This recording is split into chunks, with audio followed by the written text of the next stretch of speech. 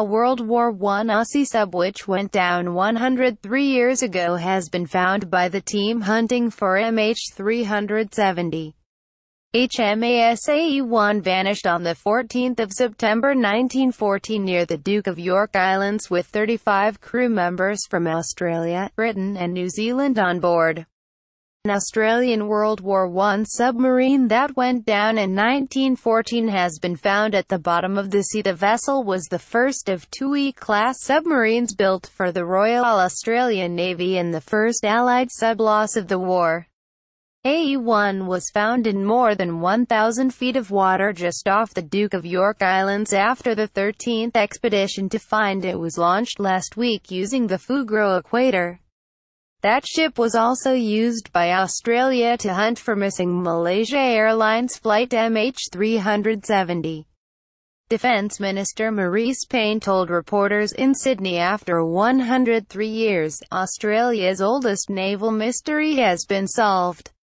This is one of the most significant discoveries in Australia's naval maritime history.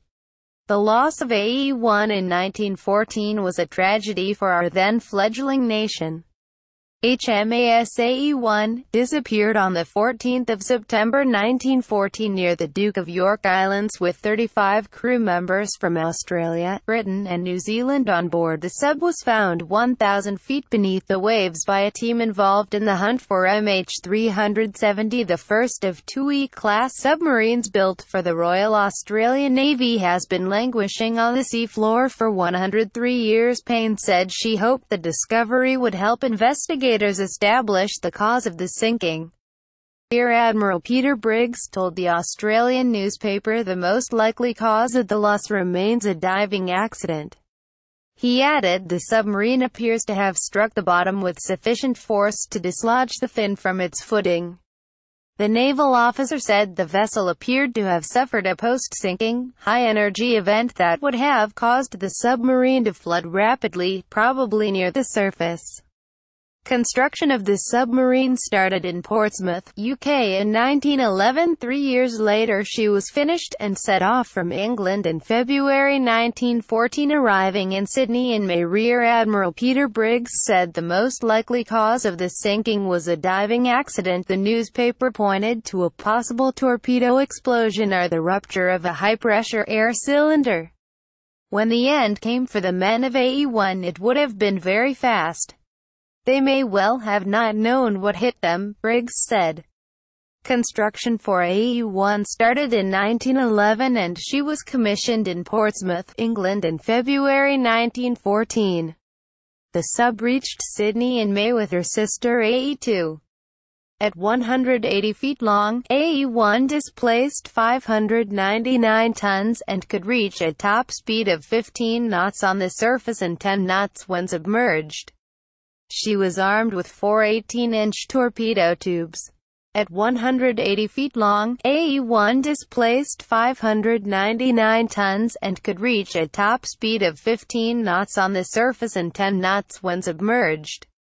She was armed with 4 18-inch torpedo tubes. She was located near the Duke of York Islands, solving Australia's oldest naval mystery. ae1 joined naval forces assigned to the capture of the German Pacific colonies, and with ae2 took part in operations leading to the occupation of German New Guinea, the northeastern part of the island of New Guinea.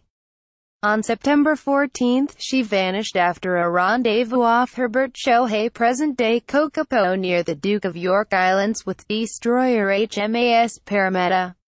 Man with world's largest penis is registered disabled due to 19-inch member moment. Suspect is held after drug addict driver plows into Melbourne crowd. ISIS posts image of beheaded Santa as terror group vows Christmas attack. Man with world's second largest penis accuses title holder of cheating. Canary Islands hotspot faces outbreak of deadly yellow and dengue fever. Cops blow up gift for homeless left under the Frankfurt market. Christmas tree couple separated started for the first time in 69 years. A week before Christmas, Brit mum is eligible for early release after 600 days in Iranian jail. Monster battered wife to death and filmed her horror injuries to show his mates. Tributes to actress who voiced Daphne in Scooby-Doo for 33 years. Australia's Chief of Navy, Vice Admiral Tim Barrett, said he hoped the discovery of the vessel and the lost crew would be of comfort to their descendants.